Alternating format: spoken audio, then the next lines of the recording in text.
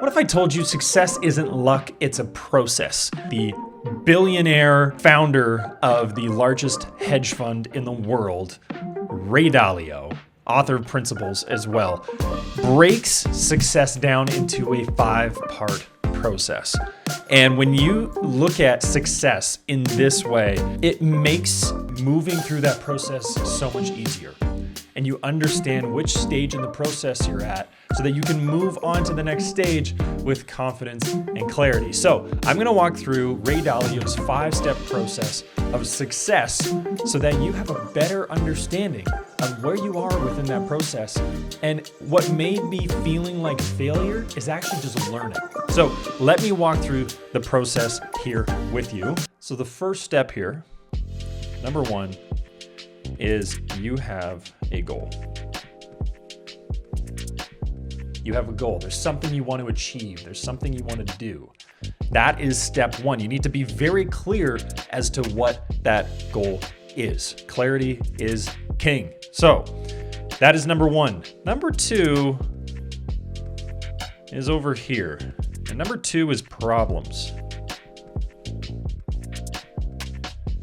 Inevitably, as you start working towards your goal, it's not going to be super easy the entire time. You're going to come up against different challenges and different things that get in your way and hinder you from getting what you want. Maybe it's you don't know the things that you need to know. You don't have the skills that you need to have.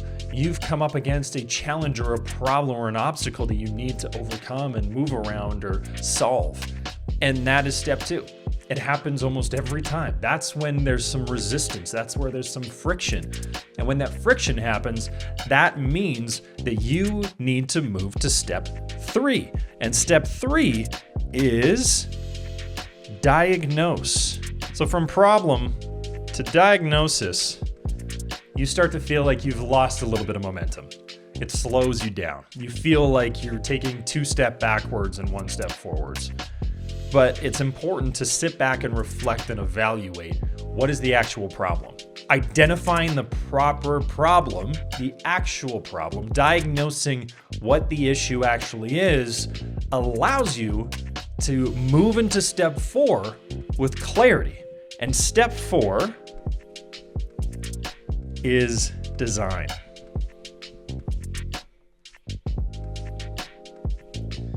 So step 4 right there is designing the system, designing the plan, designing the strategy to overcome the problem and the root cause of that problem that you have diagnosed.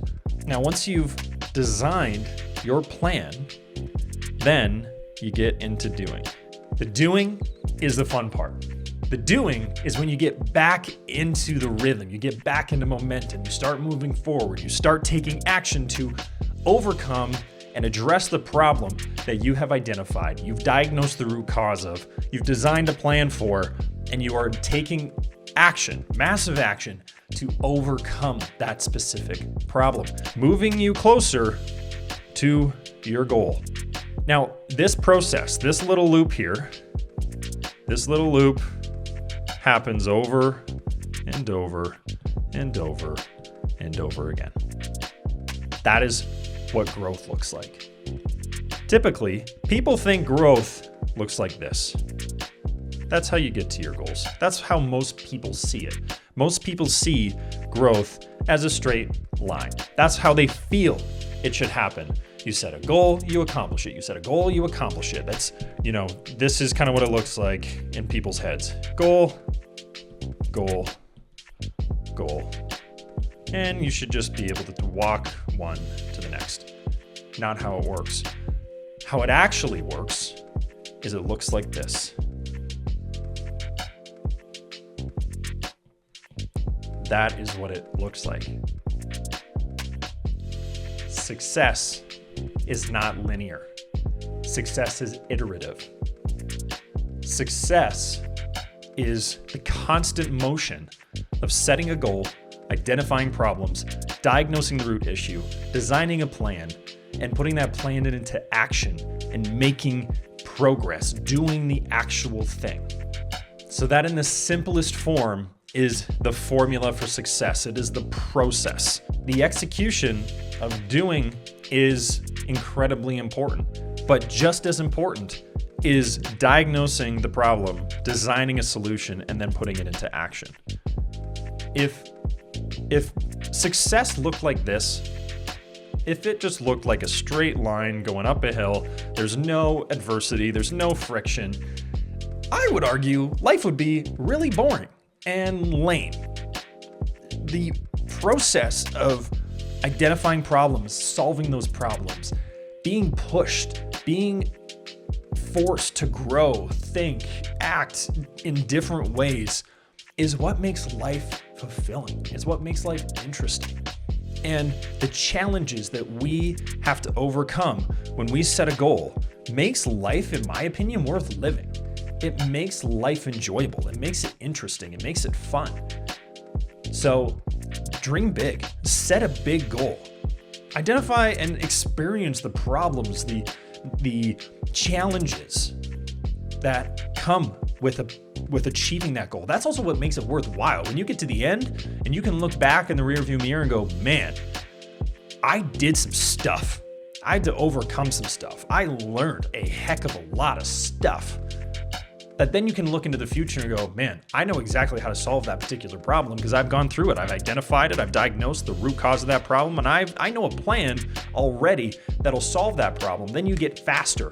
You can iterate quicker and quicker and quicker. But knowing where you are within this cycle, that is one of the biggest frustrations that ambitious people come up against, is feeling frustrated and not knowing what to do or where they are in the process. They feel stuck. They feel frozen, that they don't know what action to take.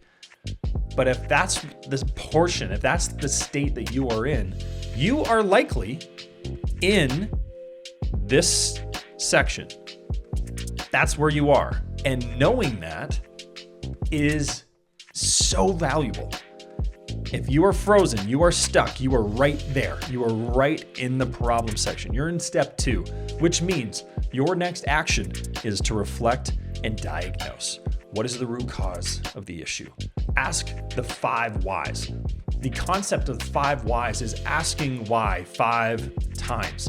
I believe it was Toyota, the car manufacturer, that had a motto of asking why 5 times. The manufacturing process is taking too long. Why? Well, it takes too long to put the doors on the car. Why? Well, because there's too many bolts that need to be put in. Why? Well, that's just the way it's always been done. Why? Well, when we had our first car that we manufactured, the doors were much heavier then, and we needed more reinforcement in the doors. Okay, well then that's the diagnosis of the actual problem. We're using an outdated system that we've used for years just because we've been doing it the way we've always done it. And when you get to the root cause of that, then you're able to design a specific plan to overcome and address that specific problem and move you into doing. Just identifying the feeling of where you are within this process can go a long way. That is the 5-step process to achievement and success. It seems so incredibly simple.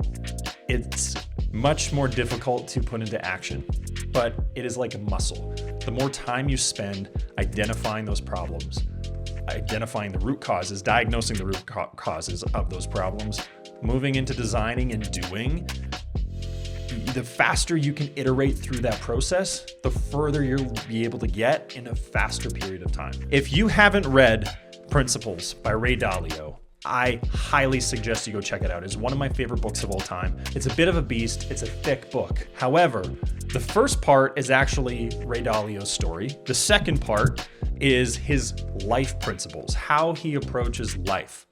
And what's great is he talks a little bit about relationships. He talks a bit about goal setting and how to accomplish things on a personal level. And then part 3 is where he shares his work principles. Everything from how to structure great teams, how to interact great as a team, how to motivate your team in the right ways. These are all invaluable things for business owners, entrepreneurs, leaders that they can apply in their everyday life. And if I wasn't pumping Ray Dalio's tires enough, He also released an app, which is also called Principles. Now, what it does is it can give you a principle on your home screen every day. It'll share one of the principles. So the one that I have here is cultivate meaningful work and meaningful relationships. It's a great piece of advice. You can also read his books right within the app, which is great. And then you can save your favorite principles. So for one of them, I have good work habits are vastly underrated. When you open it, it shows you Ray's principle. It gives you a little description. You can save it. You can share it. It's another great way to interact with these principles, because in a book, we're not necessarily lugging this brick around all the time. We lug this brick around all the time, and it's a great little tool to be able to go back in, check out, and get little reminders. So appreciate you hanging out here. If this is your first time on the channel, be sure to subscribe. I share content like this to help you grow, thrive, and then live the life you dream of. I'm on that journey myself, and I want to share every single piece of information, tip, trick, and lesson that I have learned in my journeys to help anyone that I possibly can. Thanks so much for watching. I can't wait to see you in the next video.